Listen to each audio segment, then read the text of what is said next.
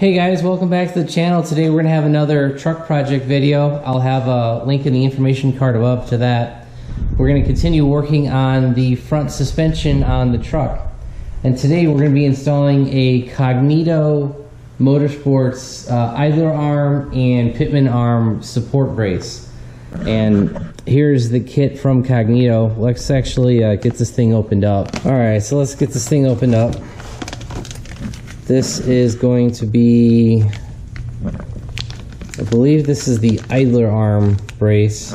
So here's the heim joints. These are basically going to be part of the brace kit that attaches the braces themselves to the Pitman arm and the transverse steering arm that's there too.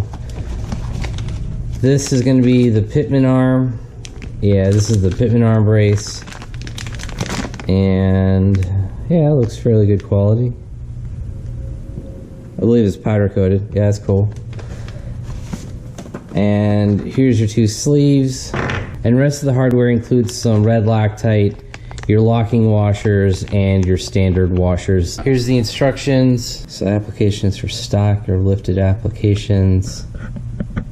Aftermarket steering stabilizers do not mount in factory location. Okay, so yeah, so basically this kit will not work if you have any aftermarket steering stabilizers. I believe they're not talking about the tie rod ends because, you know, they make, several companies make those. I believe that's the actual, that middle bar that connects between the Pitman arm and the idler arm. I know there's a scientific, there's actually a name for that, but I'll be honest guys, I don't remember what that's called. Oh, some pictures. Okay, so yeah, that's the kit. In this picture they've taken off the splash shield up front and the lower skid pan. So you take off both of those. That's there's like 8 15mm bolts for that. Okay, so guys, it looks like you use the factory hardware because yeah, I didn't see any bolts with this kit. So referring to this last picture, it looks like you use the stock hardware. You just slide the heim joint over it, and then you use the nut, one of the extra nuts that comes in the kit, and tighten over it. Yeah, so here's the Pitman arm. Use the factory hardware, and you slide the heim joint over the nut, sorry, the stud. So this shank nut, tighten all that stuff back up. So that's the instructions real quick, a little bit of an overview. All right guys, we're gonna do a little bit of pre-assembly on the brackets for both the Pitman and the idler arm brackets. Basically, you're gonna want your final setup to look like this. So you can take your bracket, end up putting the heim joint with one of the lock nuts, put some thread locker, put this through the bracket, and then put the other lock nut on the end. Same thing with this side. Heim joint, lock nut with thread locker on it, and then insert the end and put the other lock nut on the end, and that way we'll get this pre-assembled. Alright guys, as you can see, I got the two brackets looking like the picture. You got the bracket with the flat end, the heim joint's threaded through it, got red Loctite on it, and you put the second lock nut under loosely. The other bracket, same thing, heim joint, lock nut with thread locker, second nut's loose, and fit it through the bracket. So now that we've pre-fit these parts, we can get the truck disassembled and get the skid pans taken off. Alright guys, as you can tell, I took the two skid pans off. Those are there. There's a metal one. Plastic one's over here. It's a 15mm bolt to get that off. Then you'll see that I took the Pitman arm nut off. That's just using an open-ended adjustable crescent wrench for that. Took that off. Took the retaining locking washer off with that. Then up under here you'll see where the Pitman arm nut came off. Then way back here you'll see where the idler arm nut came off. That was a castle nut with a retaining pin in it. Took that out. The last thing I need to take off is the nut on the bottom of the idler arm, which you guys can kind of see there. What I think I'm going to have to do is take the 24mm nut off, like loosen it, but the arm is actually in the way of the frame, so I won't be able to unscrew the nut from the frame. So there's two studs on the front of the idler arm assembly.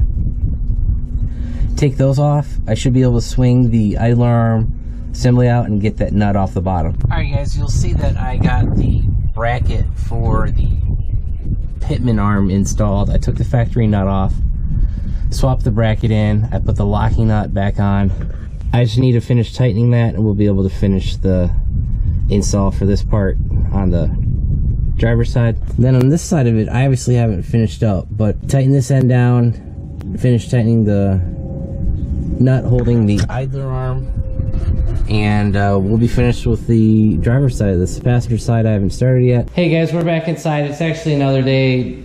You'll notice I've changed shirts or whatnot, but basically what happened was when I was under the car last time, I discovered that the idler arm, the bracket, and the brace were all screwed up. Like, I couldn't get the bolt out of that bracket to remove the idler arm from the assembly. Like, it was just spinning in place. So the car has 240,000 miles on it, so it was due for replacement. I thought I'd replaced it a few years ago, but now I think back about it, I'd only replaced the passenger side Pitman arm assembly. I never touched the idler arm. So this is the side of the truck that I never touched a few years ago, but with this brace upgrade, yeah, I've decided to replace all the parts.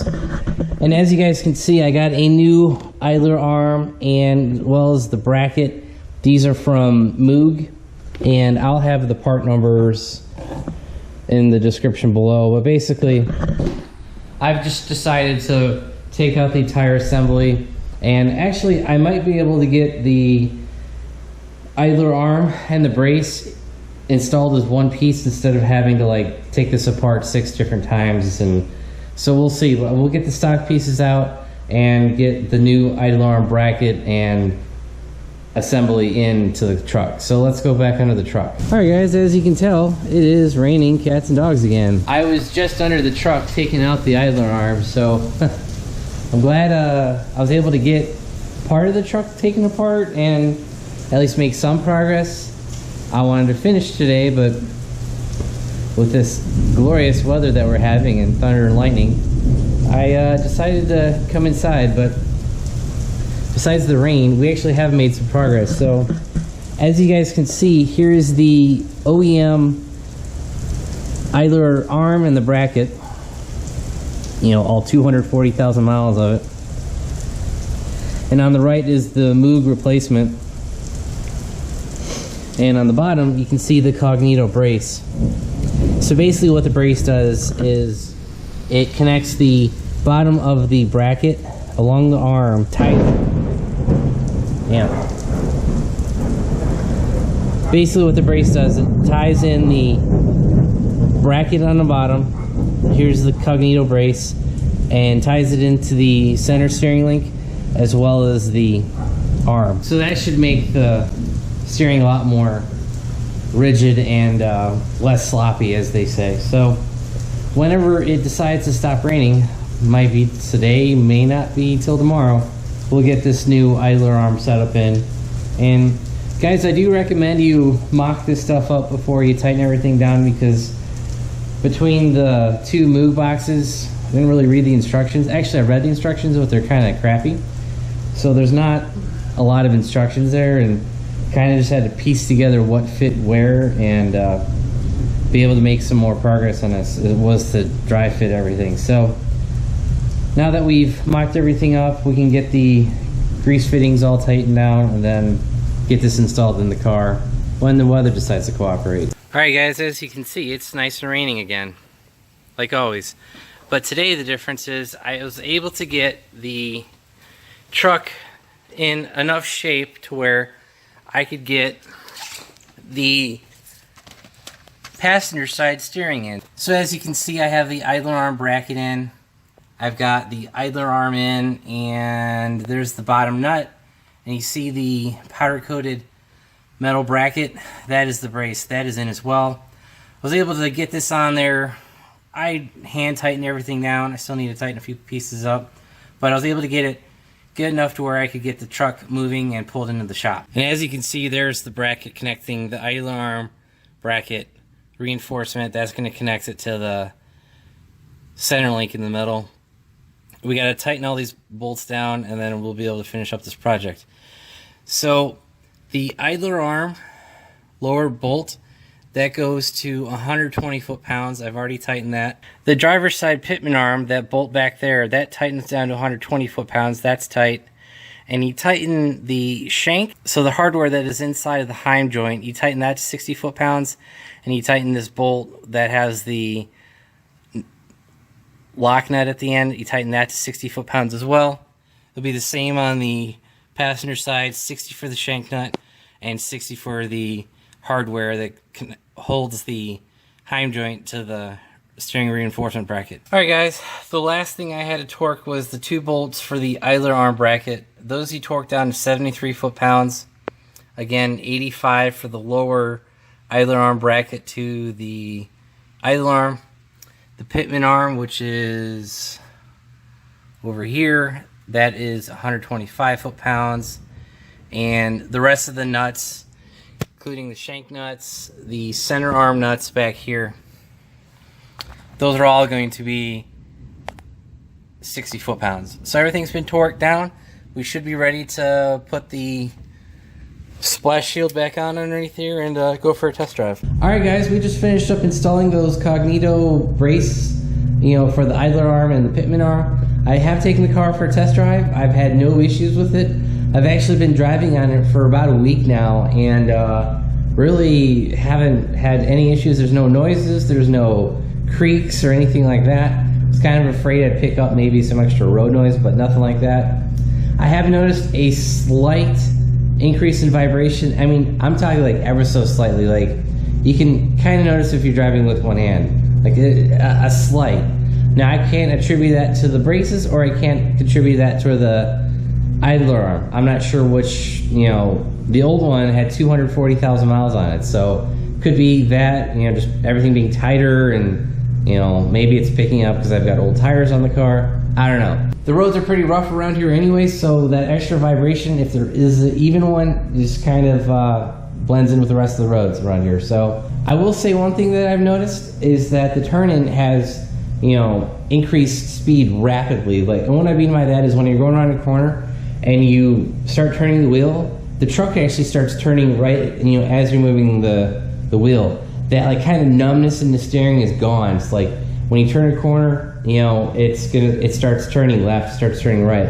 I've noticed that. Haven't really noticed any other, no other issues, but so it's kind of nice that the truck kind of has more car-like handling, in which, you turn the wheel and it goes, not like previously where you turn the wheel and keep turning and then it decides to start going. So that's kind of the one benefit that I've noticed.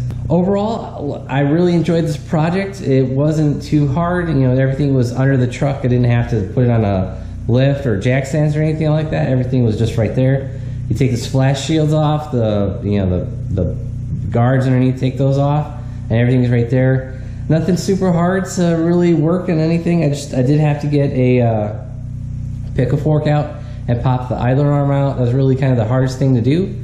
But other than the rain delay that we had and breaking parts, so if you do work on a project like this, expect to run into stuff like that. But with the rain delay, it has actually rained the last 20 out of the last 21 days. That's how much rain the Carolinas have been getting. So it's just been crazy. So if you guys have shelter, work it under it. Like me, I was like, oh, it's outside, I'll just work on it, knock it out. Well, I didn't work on the truck for almost a week because of the rain. So it just been crazy like that. So otherwise, like I was saying, this project was very easy to put in. The braces had good instructions, were pretty easy to put in, and haven't had any problems with it. So I have no issues with recommending this product to help improve the steering feel of your worn out old truck. It makes it feel like it's all, I don't know, I've never driven a new 2500 HD, so I don't know what it felt like back then. But I imagine it feels more like how the truck feels now. So would definitely recommend it and give it a big thumbs up. So I'm going to close this out here. If you guys want to help support the channel,